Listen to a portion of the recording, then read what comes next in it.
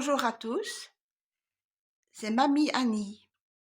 Aujourd'hui, le titre Le cœur d'un père. Quand les montagnes chancelleraient au cœur des mers, quand la terre serait ébranlée, dans la détresse et le dénuement, il y a un refuge, une force, un secours, toujours facile à trouver.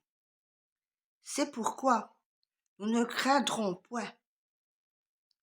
Si vous avez une Bible, lire Psaume 46 de 1 à 3. Présomption? Non, réalité. Quelle est donc cette terre d'accueil où s'ancre une telle assurance?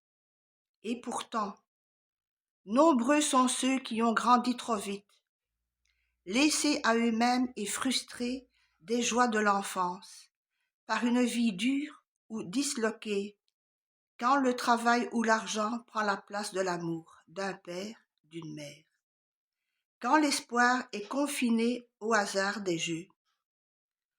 Combien auront goûté au froid métal et à la drogue comme seul partage fort? Où sont les relations familiales ou amicales qui véhiculaient les vraies valeurs? Le cadre familial n'existe plus. Ou si mal, à l'incompréhension des générations a succédé l'hiver affectif. On grelotte de solitude, à 13 ou 80 ans, un vide au fond du cœur. Savez-vous qu'il y a un Père qui ne vous décevra jamais et qui est prêt à vous accueillir aujourd'hui même? Ouvrez-vous à l'amour de Dieu et vous ferez l'expérience qu'il est le seul qui peut parler de fidélité, celle d'un Père parfait. Les hommes changent, il reste le même. Père des lumières, en qui il n'y a pas de variation ou d'ombre de changement. Le seul qui puisse exercer une autorité compétente. C'est dans Ésaïe 46, 4 à lire. Votre Père sait de quoi vous avez besoin. Matthieu chapitre 6, verset 8. Cela suffit, il porte de l'intérêt aux moindres détails de notre vie et fait concourir toutes choses pour le bien de ceux qui l'aiment. Romains chapitre 8, verset 28.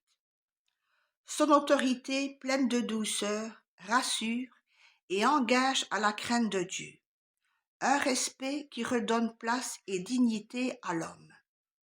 Le seul qui joint la bonté à la force, comme on s'abandonne sur l'épaule d'un père, vous confierez dans sa toute-puissance, sachant que vous demeurez, vous, l'objet de sa tendre sollicitude, depuis le jour où il vous a cherché.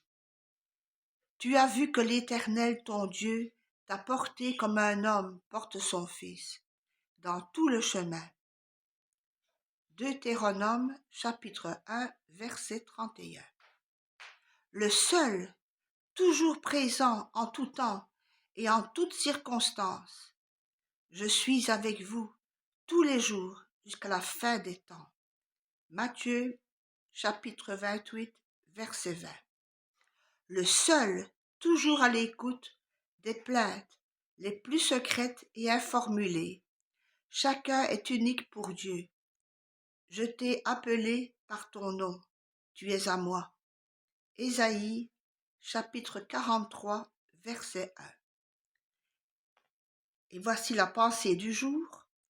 Si quelqu'un veut être juste, il doit reconnaître, oui, j'ai besoin de l'agneau de Jésus-Christ. Amen.